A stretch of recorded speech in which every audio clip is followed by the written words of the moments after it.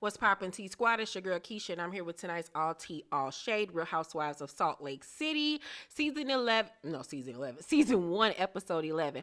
All right, so I have some behind the scenes tea for you guys. So this past week, they filmed the first ever reunion for Salt Lake City, and I have the reunion looks.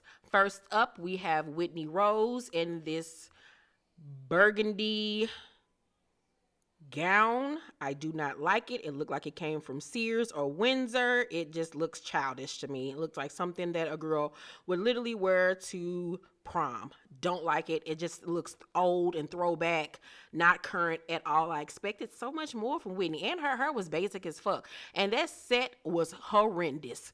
Next up we have Mary Cosby.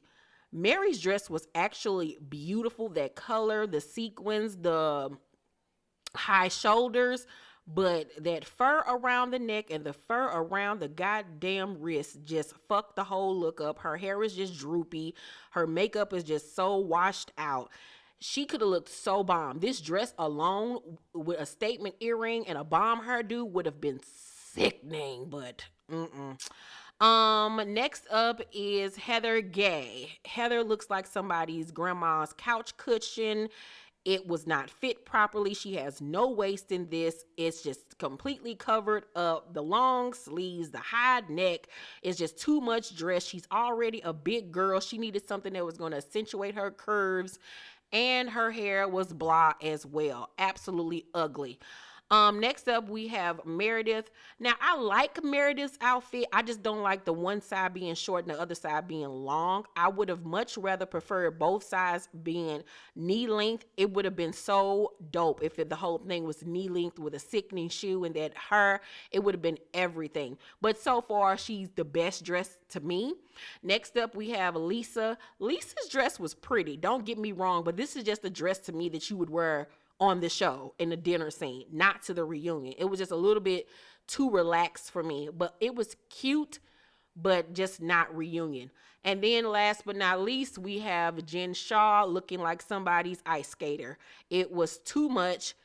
It was the high slit. It's the sequins. It's the ice princess. It's the sheer. It's the one sleeve long. And then it's this big ass shit on this side. It's just way too much shit going on in this dress. She looks like she's going to the 2021 Olympics. I hate it. Horrible. I think this is like one of the worst dress reunions outside of the Real Housewives of Potomac this last season with the yellow. Absolutely horrendous. And speaking of Jen Shah, I have some before pictures before she did all that shit to her face. Here is a photo of her and her boys before she really went ham on her lips and things. She's giving you so much Larsa Pippins before Larsa did all the shit to her face to make her be Liza. Like, she was so pretty. Why did she do this to her face? Why? She was a pretty woman, naturally pretty. And she went and fucked up the thing. Here's another picture of her. Now, them eyebrows was fucked up. But she was pretty. And she just went and fucked up the damn thing. But it ain't my face, child, because I'm cute. But anywho, so on tonight's episode, Jen and Sharrieff plan a date with Heather and their friend Big Daddy. And I was like, Big Daddy? Anybody that's going around being called Big Daddy better be Big Daddy, bitch. So Sharrieff thinks that he just might be the one for Heather. He's really excited about this. So Whitney's brother Will comes over to her house to visit her because they're going to have dinner with their dad. This will be the first time that her brother Will, and her sister Shay have dinner with her dad in 10 years. Like, that's crazy. So they showed before pictures of Whitney's father. Her daddy actually wasn't a bad looking man. Like, it seemed like the drugs made his nose bigger, that Chris Angel hairstyle. It's just, ooh. So Whitney talked to her sister about having the dinner prior, because the sister has not been dealing with the daddy all of these years since he's been an addict. So the dad gets there, the brother's already there, and the brother took this deep breath before he spoke to his father. You could tell he was nervous, he was unsure, but it seemed like he was also kind of like happy to see the dad. It was very touching. They hugged. And then the sister Shay arrives and they have a long hug because like they haven't communicated, and you can tell it was something they both needed. But on the brother and the sister's mindset seemed to be like, we miss him, but they're so apprehensive to deal with him because, you know, it's a very slippery slope dealing with addicts because you don't know what's real, what's fake. Are they going to hold true to their word? Is this time going to be the time they actually get clean? So it's just so much that goes along with it. So they sit down for dinner, and Will, the brother, says, you know, we have a track record with you where you talk and then things fizzle out. Like he was holding his father accountable.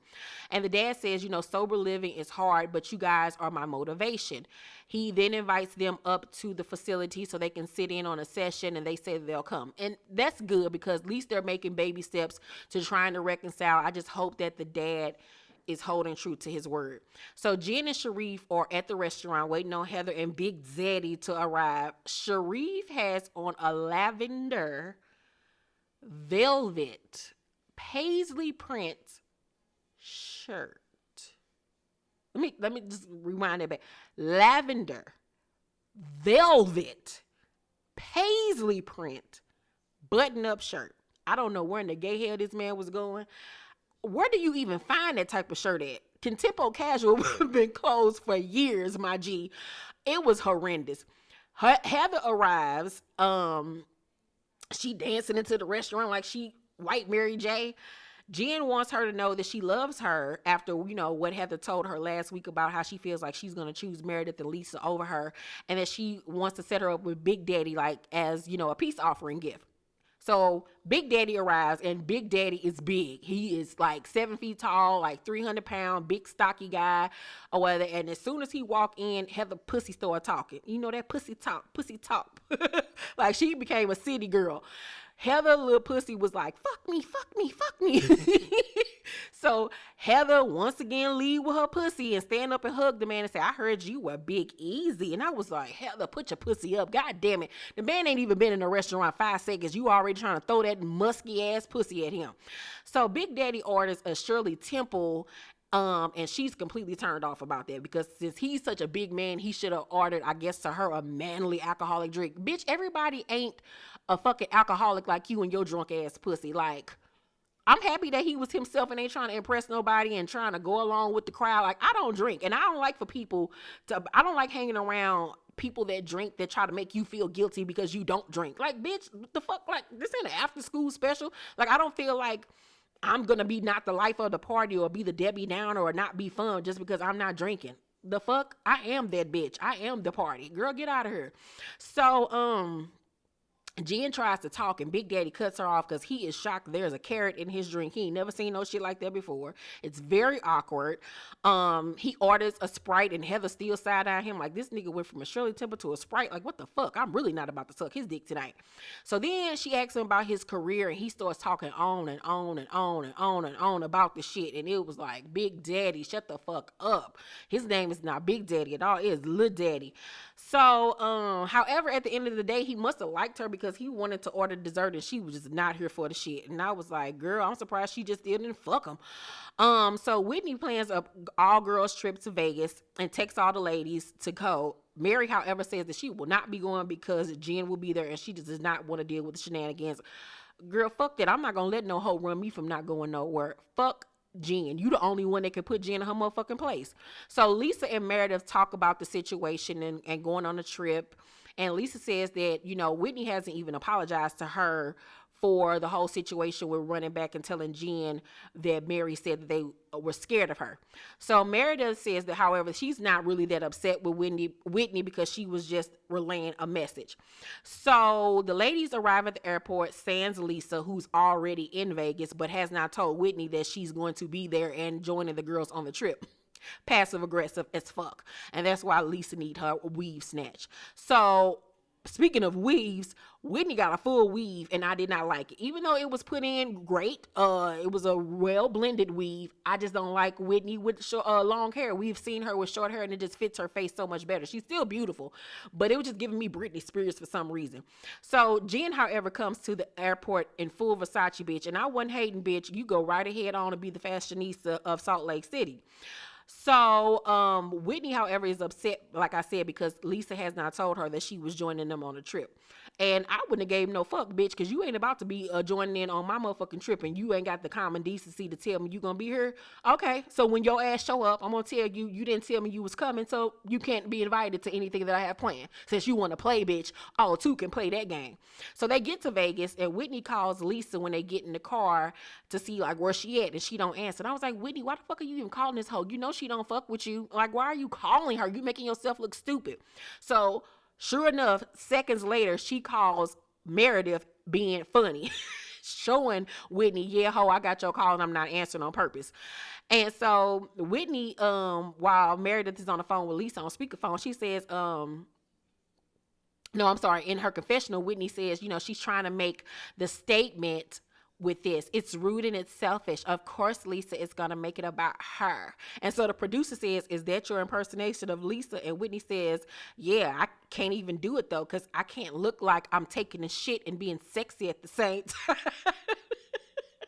I was like, Whitney, this is the energy you supposed to give to that bitch in her face. Like, your confessionals be everything. You a confessional gangster. I need for you to give them hoes that energy to their face. So Whitney says, hi, Lisa, while she's on the phone with Meredith. She's like, so are you in Vegas? And Lisa's like, yeah, I have work down here. Like, just dry as ever. And I was like, Whitney, stop trying with this hoe. She don't like you. Fuck her. So Jen in her confessional says, I'm not even totally okay with Whitney. And I'm like, bitch, you just made up with her last week. On last week's episode, you doing the same shit you did with Mary, saying that you cool with them to their face and you forgive them and you moving forward, but then you still want to have a problem. Girl, fuck you and your octagon shaped ass face.